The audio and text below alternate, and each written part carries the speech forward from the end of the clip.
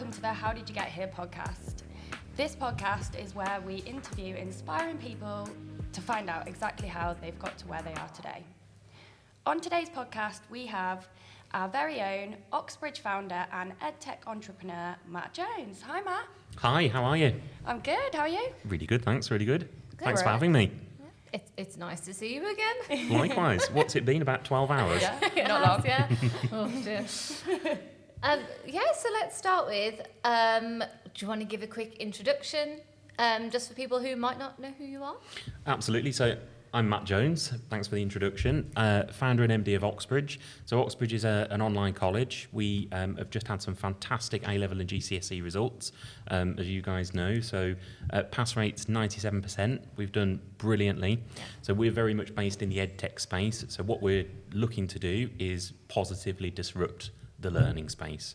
And I think we're doing quite a good job based on these results. I do too, yeah. Thank you. I think we do a great job of it. Yeah. We're definitely set apart from other distance learning colleges, I think, even with our branding and everything, marketing. So what inspired you to launch Oxbridge? That's a really long story. So I think the biggest driver for Oxbridge was that, so I've been in the online learning industry for quite a while, as you guys know. And when I exited my previous business, I just felt like there was still lots left to do. And there still is. You know, we're 6 years into Oxbridge now, and there's still loads and loads to do. So the learning space, it's a huge industry, and there's still a lot that's ripe for disruption, positive disruption. And what we're looking to do is just modernise that industry, which is a really antiquated industry anyway, with some very odd practices. And so what we try and do is just pull that into what the 21st century, I mean, even the 20th century would be a nice place to bring it. So that's what we're looking to achieve. Brilliant.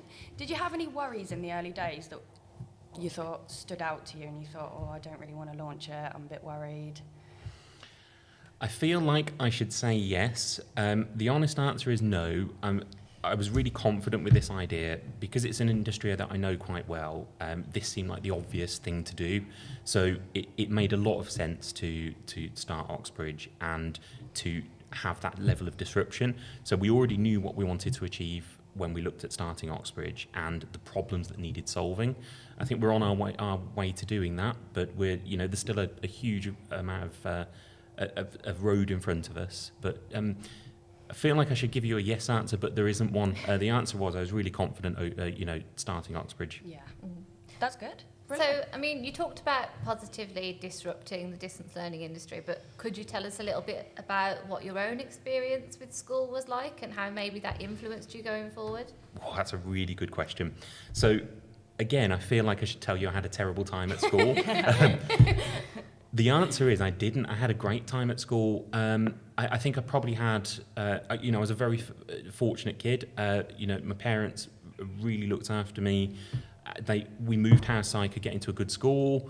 I don't think I had a terrible time at school. I found it boring. I found it quite uninteresting. You're going through the motions, you're doing what you need to do. Mm-hmm. Class sizes were really big, so you didn't get much attention from a teacher. And you might find one part of a curriculum easy and you end up spending a week studying it when there's other kids struggling. Or equally, you might find something really difficult. And this is one thing that I found is on some of the courses that I took, there were some really difficult parts and there were some parts that didn't make any sense to me. Yeah. Mm-hmm. And I would ask my teachers, I don't understand what's written up on the blackboard here. I'm going back to blackboards here, showing my age a little bit. Yeah. And being told to just shut up and get on with it. So I think that was always quite challenging. So those are the tricky bits with school for me. But generally as a kid, I had a really good upbringing. And, school to me was boring. I then chose to go on and study further, sucker for punishment. School life was, I think, pretty normal. We had a laugh. When you look back now, I guess you think to yourself, wish I was back there. It's nice. Best days of your life. So, Definitely. Yeah, I still think so. But as a school kid, not a chance. Yeah, you just want to get out into adulthood, don't you? But yeah, absolutely. Yeah. Couldn't if we could just go back. Yeah. So, I think there's areas that everybody struggles with at school. I was never very good at maths. Still not. But it's not held me back. Yeah. So. Yeah. Yeah. So, I mean, we've covered a bit about where traditional schools are lacking. So do you think in the future all learning will follow the Oxbridge model? I hope not. I know that's counter to the question, but I think there's still a big part where face-to-face learning is really important. So that whole teacher and student relationship. Now, what we've done at Oxbridge is we've taken that relationship and that intuitive style of learning and brought it online. Okay, a lot of industries have done something similar with whatever that industry relates to. I think for kids, especially in their formative years, it's really important to be in a classroom, to interact with other kids and understand those unwritten rules and the way that we deal with people, and just things like eye contact and shaking hands and all those simple things that you're not going to pick up online. Yeah. So I think the answer is I hope it doesn't happen. I know there is a big push, and it seems like a logical thing to do, that we shove everything online. But it's quite similar, I guess, to the whole work from home thing. I don't really feel like kids should be siloed at home. I think they need to interact with each other. Otherwise, we're going to build a generation of children that don't know how to act. Yeah, I agree. They go to Costa Coffee, for example, and they don't know what to do, and that scares me. So the answer is, I think there's a level to where we can disrupt learning, but I think there's a nice, tightly siloed place where we need to be quite sensible about how far that goes. Now, that's not to say that we can't use supportive technologies to help people in schools and kids in schools, or even adults in schools, to do more with their time. Everyone's really time, what's the word? So no one's got any time anymore, and we can do something about that. So admin tasks and repetitive stuff, we can help with that to make teachers, with those amazing skills that they have and that intuition, actually be more useful. So rather than wasting time on lots of admin work and filling out paperwork and marking, they can actually be teaching, which is ultimately what they want to do anyway. Yeah, definitely. So, I mean, even though there's a lot of worries around screen time and kids sitting in front of computers, research actually shows that kids perform better when they're using well-constructed online learning. And why do you think that is?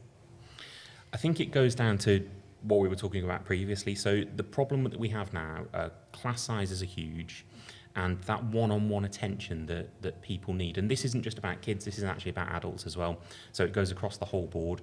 So where the challenge comes in now is vying for that tutor or teacher, FaceTime, and being taught those little things that you're struggling with, but you might not be.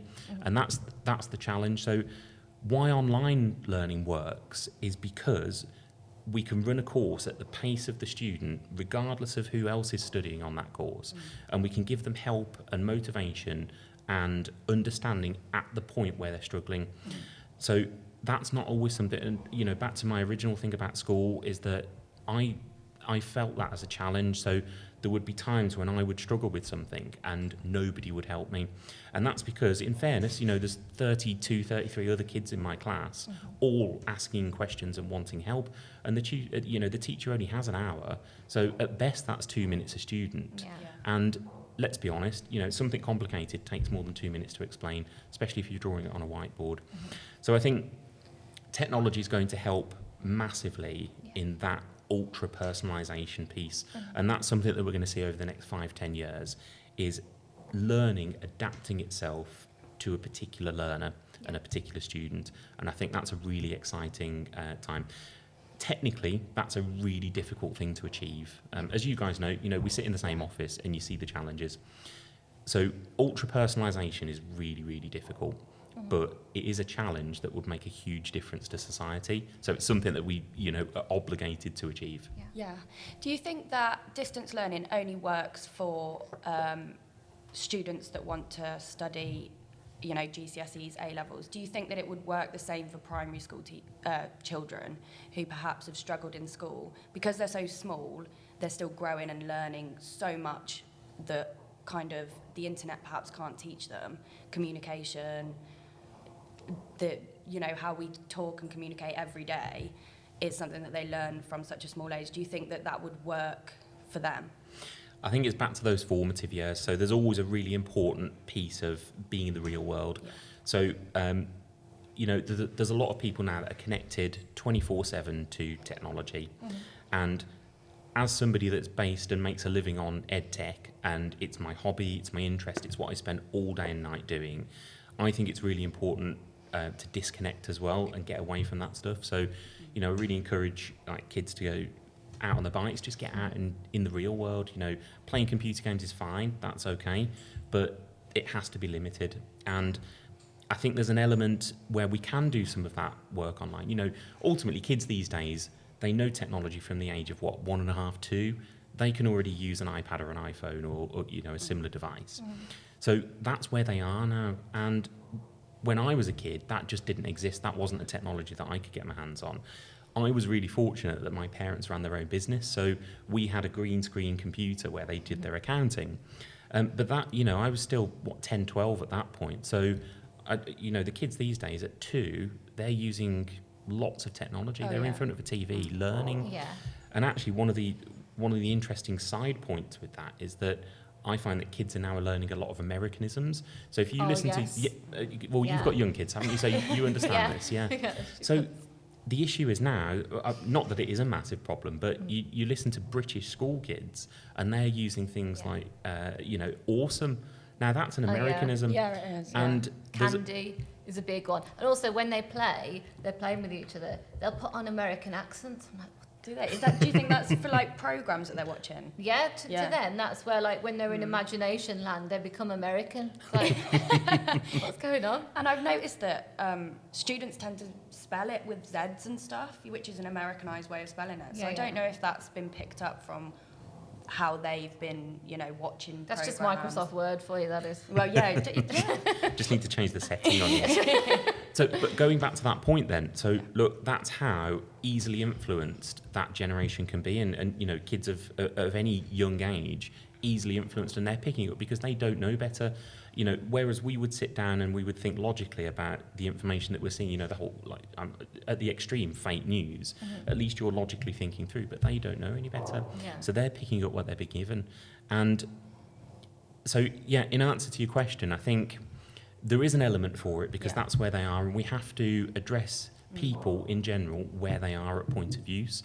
Now, the nice thing about the Oxbridge system is it can be used anywhere. It's a web-based platform, so as long as you've got web access, you can use it. Now, that opens up so many interesting possibilities that, you know, a larger percentage of our users now, as you guys know, you know, 65% of our users are mobile devices. Yeah. So that means you can learn on a train, you can learn in the bath. I don't recommend it, but then phones are waterproof these days, aren't they? So, you know, who cares? And you can be anywhere, and that's a really exciting prospect. But then that translates down to kids as well, because they could be anywhere. So we could get them out in a field, for example, and teach them there. I just think we have to be careful, and we have to be a responsible society where we're doing the right thing for the kids, not just making it easy through technology for the educators. Yeah. So, I mean, we often say, don't we, and it's very true, that our tutors are at the heart of Oxbridge as a college. And obviously, you need to recruit a lot of tutors. So what are some of the qualities you look for?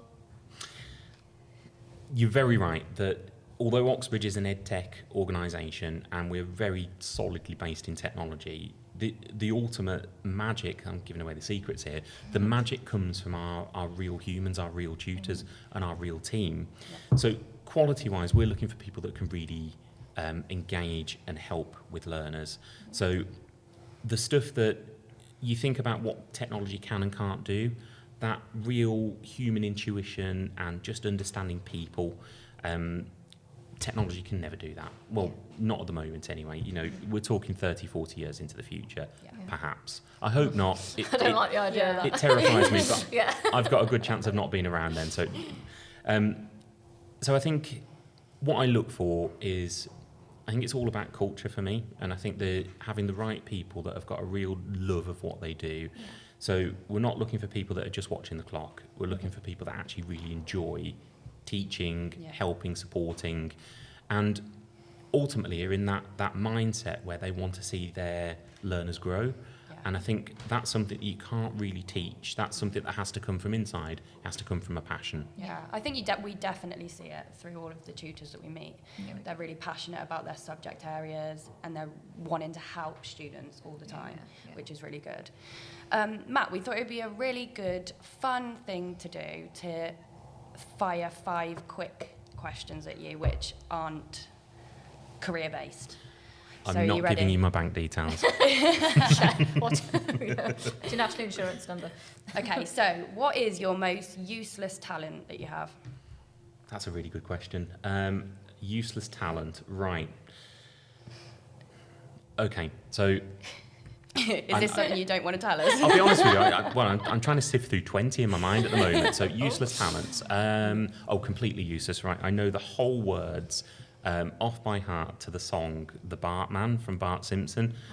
It's probably niche. before your time, but that is very niche and a completely useless skill because nobody in the real world remembers that song, and please don't ask me to sing it. I feel like we should ask you now. Maybe not. Okay, we'll leave that one for another day. What's one thing most people don't know about you? Aside from the fact that you know all the words to the Bartman. There you go, that's question 2 answered as well. There we go. What do people not know about me? Now, I've done quite a lot of these podcasts recently, so I think I've laid it all bare, really. I think one thing that people probably don't know about me is I'm an only child. So I didn't know that. There you go, perfect. There we go. Well, there's the perfect answer to question 2 then. Perfect. Okay, so what's your ultimate ambition? Ultimate ambition, right. So I think that's quite a dangerous term. We get quite deep here quite quick. But so my ambitions personally, I think having 5, 10, 15, 20-year goals is quite a dangerous thing because that makes you quite rigid. Now, as you guys know at Oxbridge, we are very agile, so it might be that we pivot on an idea really quickly. So my personal style is all about having really short-term goals, so 1-2 years out tops really, and that keeps you quite agile because the thing is that the whole industrial landscape changes so quickly, and I know we're talking about technology, but technology is changing at such a rapid pace that I think me saying I want a flying car in 10 years time, well, who knows, that may or may not happen. So ambition-wise, my ambitions are quite short-term. Now, one thing that I do is I do goal setting every year. So I have, in January, a couple of days to myself where I just maybe we'll go away, we'll have a nice weekend break somewhere, and I'll just sit down with a notebook and I'll write down, well, firstly, I'll look at last year's notes. What have I achieved off that? I think we could get onto a whole podcast about goal setting. So one of the things that I do in terms of ambition is get it down on paper. Manifesting. Yeah, like to a manifest, manifestation. exactly. That's brilliant. So if it's real, it's on a page and it's not just up in your head, then you've got a better chance of achieving it. There's all sorts of research that suggests that that's the case anyway. You're a believer of manifestation then a little bit. Exactly. Yeah. And I've been doing this for a few years now, and I've found that it's a really good way of just downloading what you've got in your head and getting it on paper. So I have a goal list that I come back to, not very often, so I'll maybe look at it once every January, look at what those goals are, and that's for the year. Some of them might be longer term goals, and I suppose that then ties in with ambition a little bit. And I'll sit down and I'll think, right, what is it that I want to achieve over the next few years, maybe the next year, next 6 months? So ambition-wise, I try and keep it quite realistic because then, piecemeal-wise, that's quite achievable. And I am quite goal-orientated. So big ambitions, I want a private jet and all that. That's okay to have those big dreams. And I guess loosely in my mind, those ambitions exist. But I think what is important for me is to have those micro goals, things that you can achieve and you can tick them off a list. I guess that comes from my logical brain, and that's what drives me. Brilliant. So if you had to change your name, or if you could change your name, what would you change it to and why? Well, let me tell you a funny story. I'll give some thought to what I'll change it to, but I'll tell you a funny story about being called Matt Jones. So Matt Jones has got to be one of the most common names in the world. And there's a footballer in the UK called Matt Jones. If I go to a hotel or I go to check in somewhere or go to a restaurant, every time I walk up to the counter, what's your name? you want my booking reference? I know how this is going to go. Matt Jones. Oh, we've got a few of those. Have you? So that's always a big challenge for me. Now, I don't know if that's a good or a bad thing, but so having the name Matt Jones is quite a challenge at times. I quite like my own name. So what would I change it to?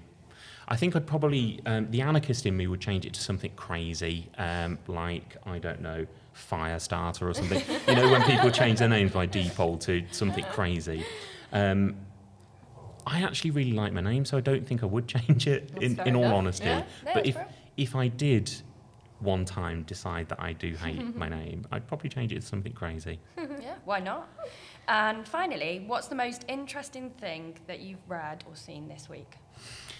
So, actually, I've been listening to podcasts. So it's not in preparation for this necessarily, but so I've been listening to podcasts quite a lot recently. Probably it happens over the last few months, and there are currently some really, really good podcasts out there. As you guys know, I think we all, when there's a term called the growth mindset. So, growth mindset is all about always wanting to absorb information. You're always learning something. You're really curious, and you're looking to. It's all about yourself. Not in a selfish way, but you're looking to improve yourself.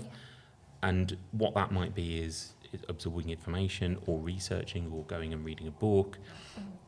For me, it's podcasts. So I spend quite a bit of time in the car, unfortunately, and so audiobooks and podcasts are my poison, I suppose.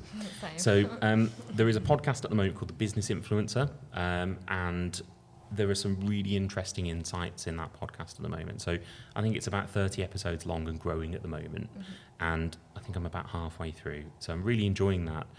They've got some fantastic guests on there, and they're really insightful and interesting.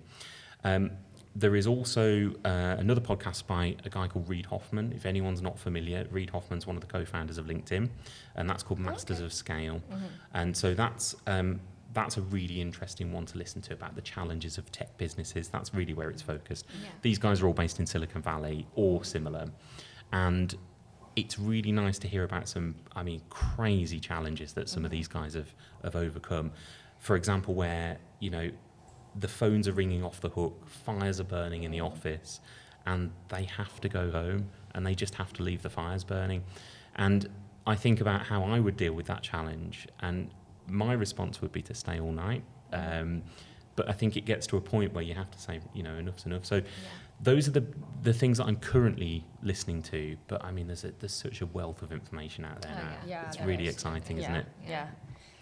Okay, well, let's take it, back to the beginning. Obviously, to become an entrepreneur, you have to be quite driven, you have to be very autonomous. Frankly, it sounds exhausting. Was there ever a time where you just felt like giving up? You thought, you know what, forget it? So that's a really interesting question. So, well, let me ask you, can I put this back to you guys?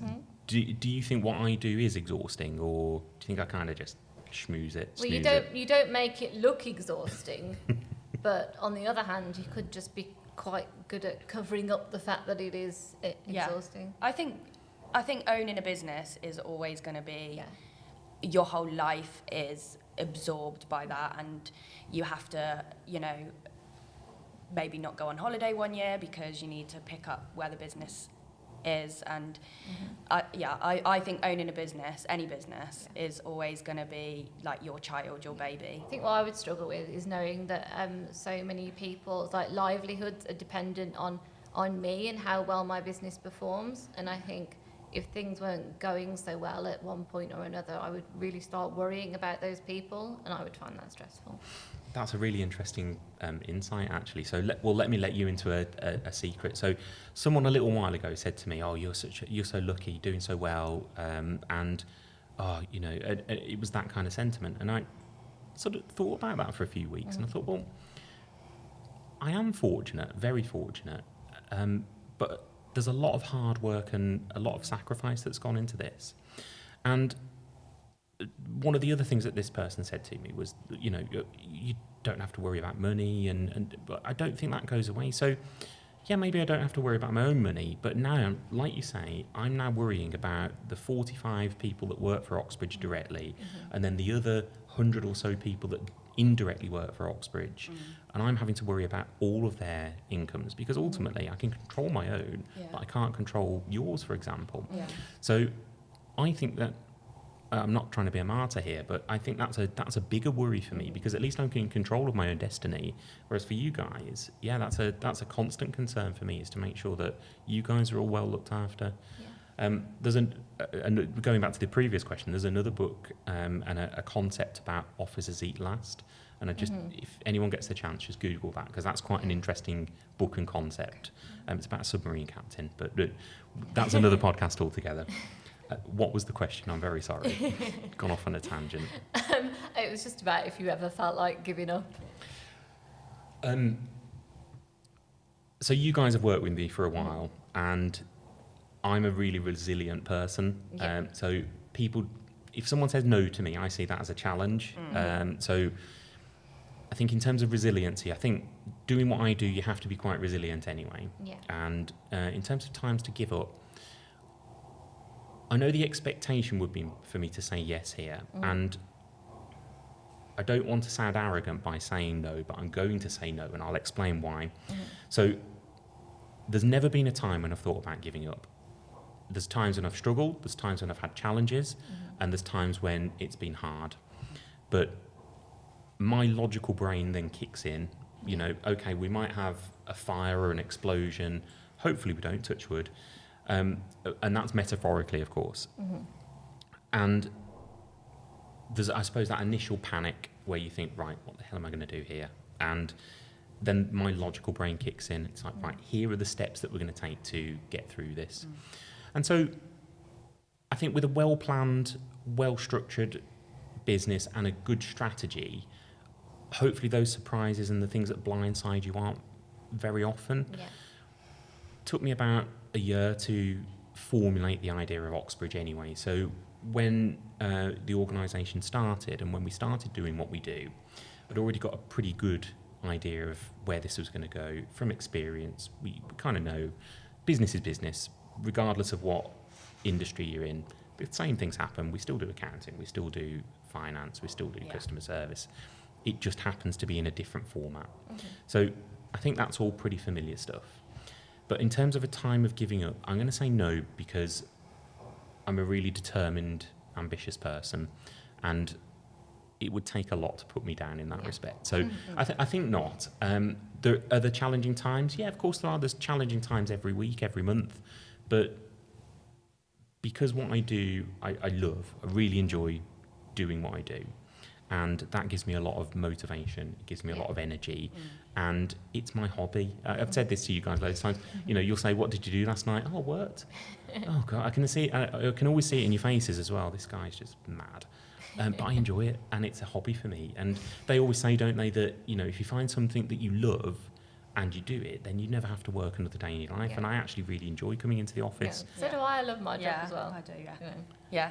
Good, I'm glad. We would say that, wouldn't we? I'll slip you that $5 later. Yeah, go on. You can. Sorry, bearing all that in mind, Matt, and all of the experience you have to date, what's the one piece of advice you'd give to someone who's just about to embark on starting their own business? It's really difficult to distill that into one piece of advice. There are 100 different pieces of advice that I would probably give to someone that has no experience in starting a business. Can I cheat a little bit and say 2 or 3? Oh, go on so then. I think the first one is don't be scared of asking for help. There are loads of people like me, for example, that will happily sit down and have a coffee or a drink with you and give you a bit of experience. And this is what, you know, I'm not saying that I know the answers to everything. Of course I don't. And anyone that tells you that they do know all the answers is lying. But I think it's all about asking for help, or at least, I mean, the resources online. When I started my first business, there was nothing available. You were on your own. If you were really lucky, you knew someone else that ran a business. In my case, I didn't. My parents had retired by that point, and so their knowledge was aged a little bit. So, okay, yeah, people are people. That's not going to change really quickly, but technology had changed very drastically. Yeah. So there was a limited amount of knowledge that I could get there. But it is about asking for help, and there's so many resources now. There's forums, there's mentor programs, and there's loads of places where you can get this insight. I've made loads of mistakes, and I'll happily tell everyone about those, and in the hope that they don't make the same mistakes, and that makes life a bit more efficient for everyone. So I think it's if you're starting a business at the moment, it's a really interesting landscape. It's a really exciting landscape, actually, because there's so much knowledge that's readily available to you, and so much access to all of these services that you might need to start and run a business, and then continue to grow a business, that I'm not going to say it's easy, because running a business is not easy, and that's the first thing that you need to get out of your head. It doesn't look like the films. There's a really good series on Netflix actually called, I think it's called Startup, and I mean that is just 6 series of craziness, and I think that's quite a good example of how I would imagine Silicon Valley to work, and it is all just crazy. I mean, that's a whole different ecosystem, which is probably a whole different podcast as well. So advice to start a business: ask for help, because there's loads of people that will be more than happy to help you. And my next piece of advice is have a well-formulated idea. So I'm all up for trying things, and let's test this idea, let's have a go. But you need to have a pretty well-formulated idea already, and specifically know the customer and know the problem that you're trying to solve. So if you can kind of figure those things out, I'm not saying it's perfect and it's a great formula, but if you can kind of understand where the problem is, what pain point are you trying to solve, and then understanding that there's a market, i.e. a customer for it, that's half the way, that's half the battle. Yeah. And then it's all about perseverance. Business is not easy, and especially growing a business is even more difficult. And so I think from that point of view, it's all about perseverance. You talked about ambition, I talked about resilience, and that is really important. And then probably the last thing I would just say, I'm really sorry, I've totally hijacked your question, which gave me 1 point to ask, and I've probably answered about 5 or 6. I'm really passionate about this area. Yeah. So I've totally lost my trail of thought now. But I think in terms of, so for me, it's all about don't let go too soon. But equally, so with an idea, you test it. Is it working? Yes or no? I think some people don't go long enough, and there's loads of examples of businesses that I am familiar with, not involved in, but familiar with, and I can see it. And I think if just you'd put a bit more into that and focused on it, that's a great idea. So I think there's a point where people probably let go too soon, and then very much, and this is probably a bigger problem, is when people don't let go soon enough. Yeah. So you're putting a lot of time and effort and maybe money as well into an idea that just isn't going to work. Yeah. And I think people need to, it's an art, it is an art, and maybe there's a little bit of science in there, but it's knowing when to hold on and when to let go. Yeah. And there's no shame in letting go of a bad idea. Yeah. And I think people that want to launch their own business, a lot of the time it is just being really worried about what they're going to lose. So, you can quit your daytime job and then run with this idea, and it never works out, and then you think, and it's a massive hit. It's a confidence hit. Yeah. So I think having that mindset, do you think a lot of it is mindset when you're launching your own business? Well, let me ask you a quick question. So if you were going to start your own business, what percentage chance would you give to it working? Oh, that's a good chance. Depend on the idea, I guess. So you've got what you consider a really good idea, and put a percentage on it. Well, I think it's 50-50. Okay. Yeah. All right. I think, especially nowadays, I think there's so many businesses, and there is so much out there that could be a massive competition. There's a lot of businesses doing well. For instance, I don't know, EdTech, there's a lot of other competitors. So I think you just have to set yourself aside from them and make yourself different. So second part of that question, if you don't start your business, what are the chances of failure? 100%. And so I think, it is about risk-taking, but if you don't ever take the risk, you're never going to see that reward. So it is that risk-reward balance. But what I would say to everyone is, look, if you don't have a go, you'll never know. Yeah. And 100% of the businesses you don't start don't go anywhere. Yeah. Yeah. So that's 100% failure rate as far as I'm concerned. Yeah. So yeah, there you Brilliant. So Oxbridge, obviously, as you said, we've got a lot of employees now, and as we know, when you're hired, a lot of it is about having the personality that Oxbridge kind of portray. So what is the formula to finding the right people? Finding the right people. Okay, so there isn't a formula, is the honest answer. It is very holistic. Yes, there are some tick boxes. There are things that you look out for, and really it all comes to culture fit, ultimately. I can teach skills and I can teach that kind of stuff. So anything that you can learn, we can teach. But ultimately, when you're looking for team members, it's all about the culture fit, which is, you guys will have experienced the interview process. So the interview process at Oxbridge is a 25 minute chat. And we don't really talk about work. No, I think we talked about cats on my one. Exactly. But what's interesting there is, I didn't interview you, but No. the reason we would have done that is I'm not listening about cats. I'm listening to things like your reasoning, and I'm listening to your attitude towards things, and I'll probably throw you a curveball or two as well and ask you something really random. And what I'm looking for is the way that you act and the way that you respond, because that stuff you can't teach. That is fundamentally based on your core beliefs. Yeah. So what do you believe deep down as a person? You can't really change that. Yes, you can tinker with the edges of it, but that's a lot of effort. Yeah. And ultimately, some people fit our organisation and some people don't, and that's fine. There are thousands of other options, even in the local area, but millions of options around the world.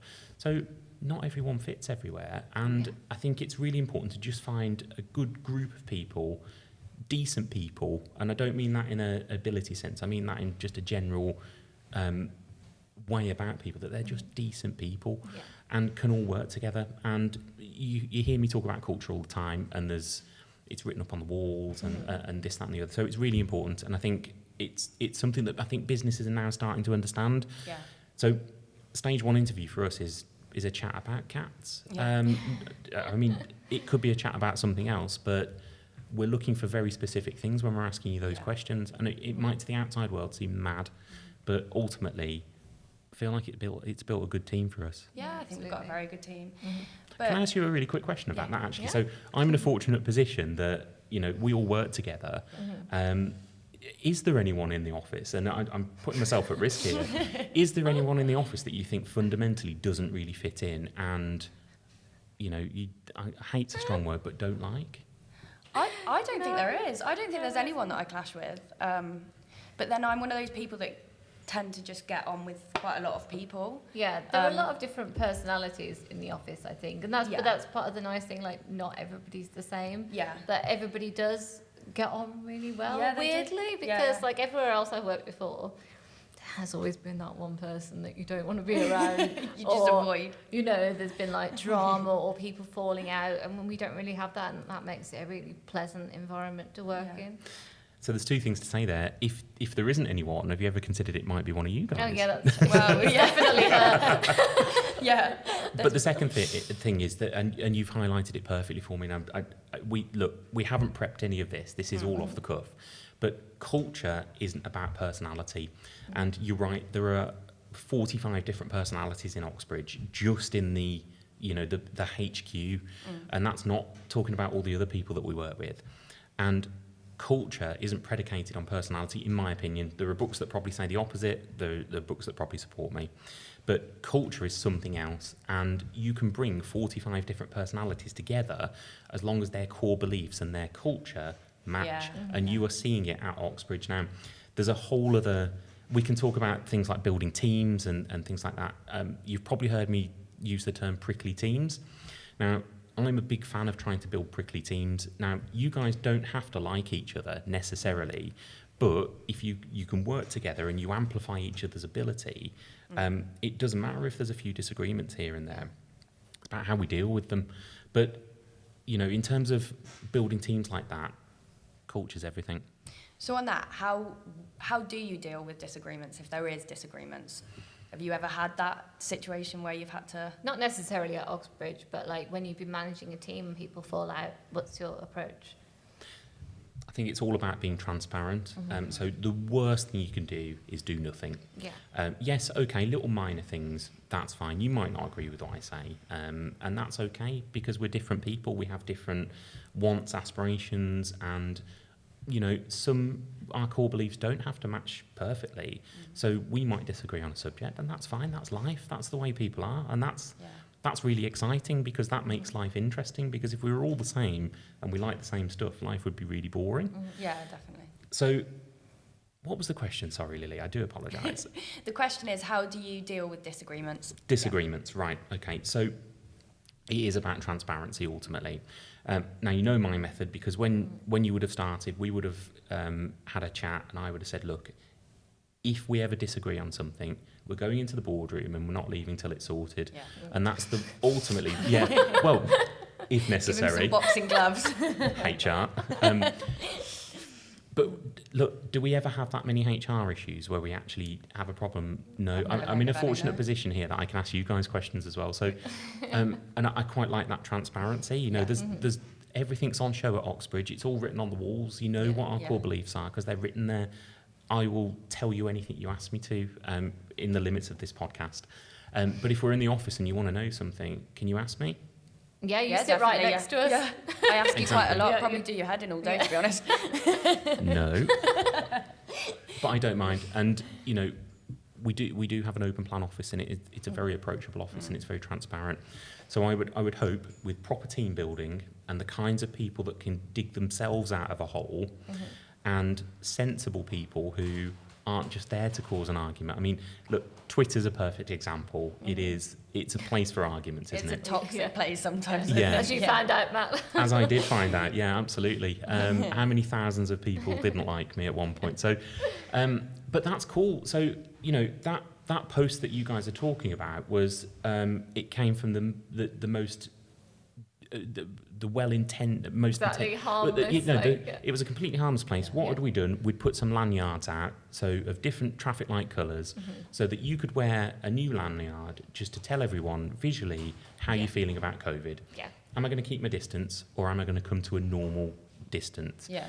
And the fact that the green one, which was I'm okay, just stay within the COVID rules, but ultimately. I'm not Don't lick my face. Don't lick me. Yes, okay. But what had we written on there? It was something okay with hugs and high fives. Yeah, No, metaphorically, of course. Like we don't do that in the office.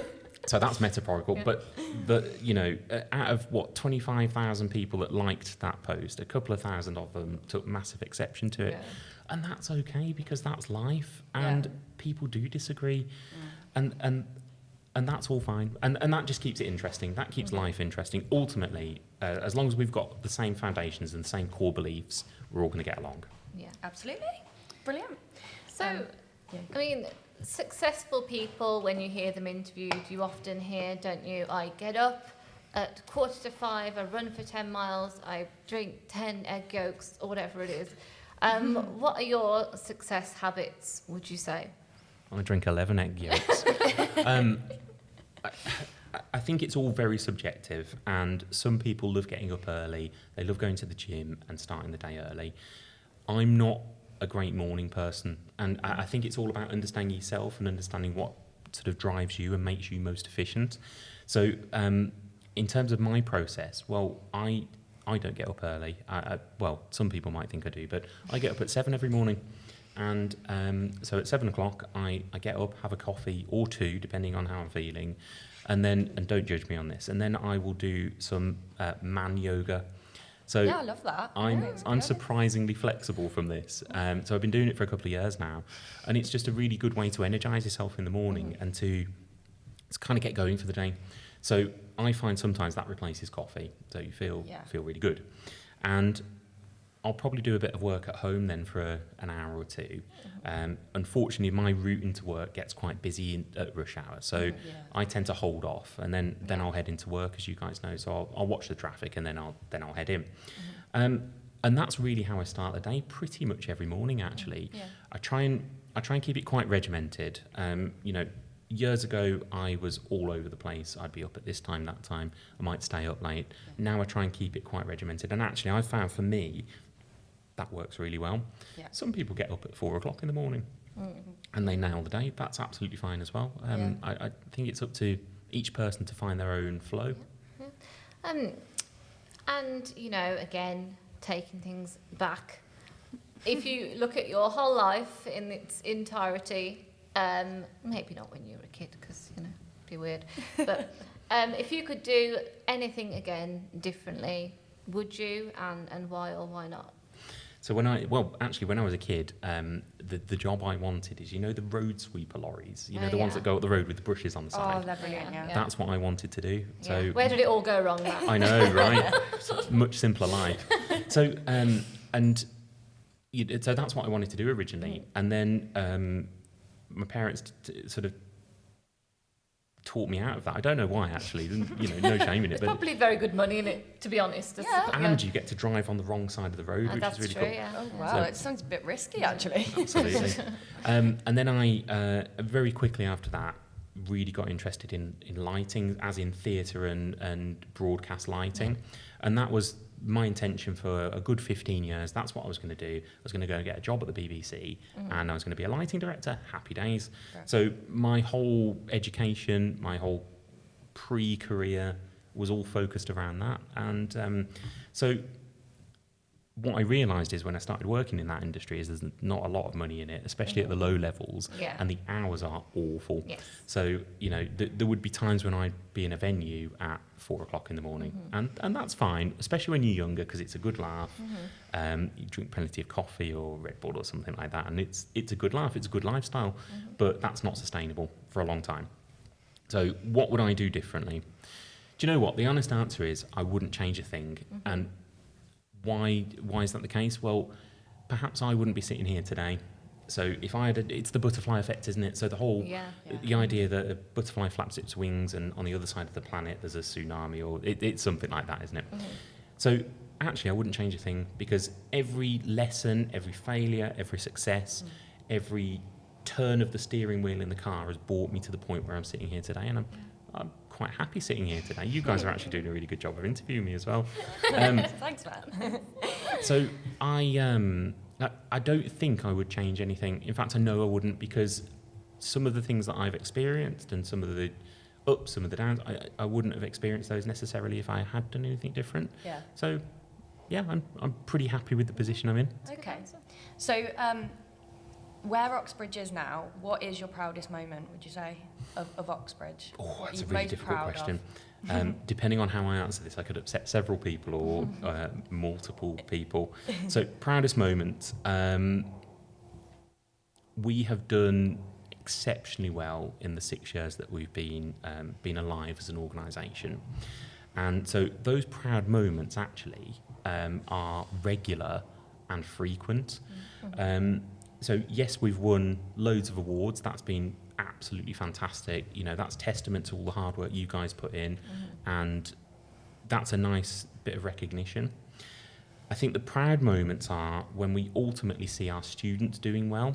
So when our students get A stars and, you know, we get these ridiculously high pass rates, we've done our job, surely. That's everything we're set up for. And so, yeah, there's all these wins that are personal to us and really interesting, but ultimately seeing our students do what they do, that's why we get up in the morning, isn't it? You know, to see them be successful. So those are the ultimate proud moments, because it means the formula has worked for them. 97% pass rate this year for A-levels and GCSEs. That's Brilliant, ridiculous, yeah. absolutely ridiculous. Like That- nearly 40% A and A star at A level. Exactly. Is Brilliant, yeah. Exactly. Incredible. So we're in a really fortunate position that we get lots of frequent wins when our students win, and ultimately that's the big driver, isn't it? Yeah, definitely. Yeah. So what traits do you think a leader needs? A good one or a bad one? No, let's say, you know, a good, fair, and democratic leader, such as, you know, I hope you would consider yourself. I don't know what you guys consider me as, but I suppose that's where it's predicated. Well, yeah. I think you're a good leader. I think, Okay. I definitely think that you being in the office and sitting amongst us makes us feel a lot closer to you. It's definitely different to any other job that I've ever been in. Oh yeah, completely. Like Yeah. any other job I've worked in, the boss is sort of sat in an office far away, yeah. and there's no way, like, you know, when you came in yesterday, I said, Matt, you look like a postman. They would have just been like, right, go on, you're sacked. Do you know what I mean? So that's the kind of thing that is very unusual, and I would say, yeah, definitely makes you a better leader, because if I'm struggling with something, or if I'm not sure about something, I can just ask you, and I know Yeah. I'm getting the right answer. I don't have to go through a million different side channels to ultimately get the information. I can just ask you.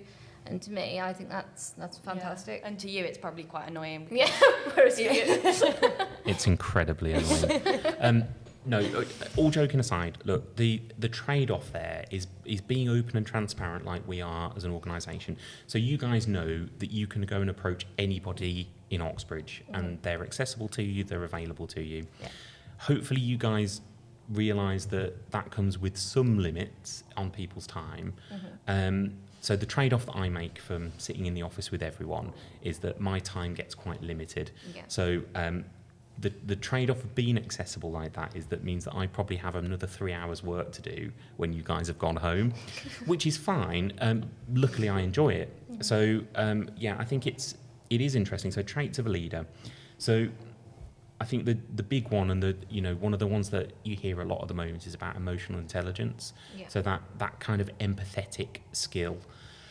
I think that's a big one at the moment, and I think it's something that people are becoming switched on to. Is actually, well, look, when I walk into the office, what do I do? What's the first thing I do?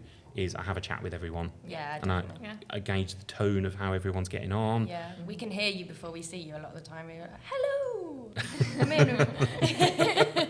Do I really sound like that? Maybe not with the Scottish twang. yes. I do a terrible Scottish accent. So, look, what am I doing there? I'm trying to get a feel for how everyone is now. I know a lot about all of you guys because I spend a bit of time with you, as and when I can, and it's really good to go around and chat to everyone. Not from what am I trying to get from that ultimately? And yeah, I'm really interested in what you guys have been up to. I like to know that you're okay. I like to know that you've had a good weekend, etc., etc. But what I'm also getting from that is getting a feel for you as people. So that whole, emotional intelligence side is, and it's a work in progress, but it's understanding what drives you guys as well. Now, you'll know as part of your, monthly cycle with us is that you have a one-to-one with your manager, and I don't know because I never get to hear them, but I hope that they go the way I would expect them to, which was, us finding out quite a lot about you guys and what drives you and what you want, and we develop a process together, and we get you to a point where, if you go, and Rosie, you're leaving us in a few days, so you get to a point where you've outgrown Oxbridge, and that's great, and I know, sad face, and we'll miss you, but ultimately that's good. It means you've had a ride with us, and then that's moving on to something else, and we celebrate that. That's not a bad thing. Yeah. And so, traits of a great leader. Sorry, I'll get back to the original question. Emotional intelligence, I think it's really important, and it's probably a decent percentage of the, if you were doing a pie chart, that would be a big one. What are the other things? Well, you have to be confident. If you want a decision made, you've got to be decisive. Yeah. You've got to be confident in it, and informed as well to an extent. What makes a good leader is another podcast altogether, and it's probably a 2 or 3 hour podcast. But I think there's quite a few elements that go into that, and there isn't a right or a wrong answer about what makes a good leader. Yeah, there are some terrible ones, and I think there's definitely a difference between this whole leader and boss thing. Yeah. And I think quite a few people fall into boss category, and that, in some organisations that works. I can't see that working at Oxbridge because we're quite the way we all are. We've got a lot of big personalities in Oxbridge, and that was done on purpose. Yeah. So traits of a good leader, that's what I've given you 2 or 3. I think there are 100 more, but for me at the moment, those are the ones that I'm concentrating on. And Related to the leadership question, who would you say has inspired you the most in your life and why? I think for me, there's a few. I've not seen these questions, so I'm having to think about these as I go. So there's a few people that have inspired me. So early stage, my parents inspired me. They ran their own business. That looked really interesting to me. Yeah. And actually seeing the things that produced for us. So we got to go on nice holidays. I got nice things. And not that it's about the materialistic things, but I think as a kid, you see that you work hard and you get rewarded. And I think that was instilled at me really early on. But also, it was all about that self-belief and that motivation, and they set me up, hopefully being a relatively balanced human, and gave me that real ambition and that drive to go and do something. Now, so that was, my early stages. I think the people that I look to now are probably not the obvious people. So yes, there are loads of people over social media that will give you lots of business advice, and you'll get motivational quotes and this, that and the other, and that's absolutely fine. The people that really interest me at the moment, inspire me, are I'm going to say the smaller people. So the people that keep it quiet and the people that are just on the grind, doing what they do. They don't want much fanfare and they don't want much from anyone. They're just getting on with it. And it's, those people are a little harder to find actually. And those people that are just getting on, growing a business, doing what they do. It might not even be about business. It might be a sports person, for example. But I find that grit and determination quite motivating. So it's really nice to see those struggles, and not seeing them struggle, but seeing them overcome the struggles. Yeah. And those people are really interesting to me. So those people that got that massive determination, find those really fascinating people. So that's where I'm currently getting my inspiration from. Yeah. But there are so many fantastic people doing so many fantastic things in the world.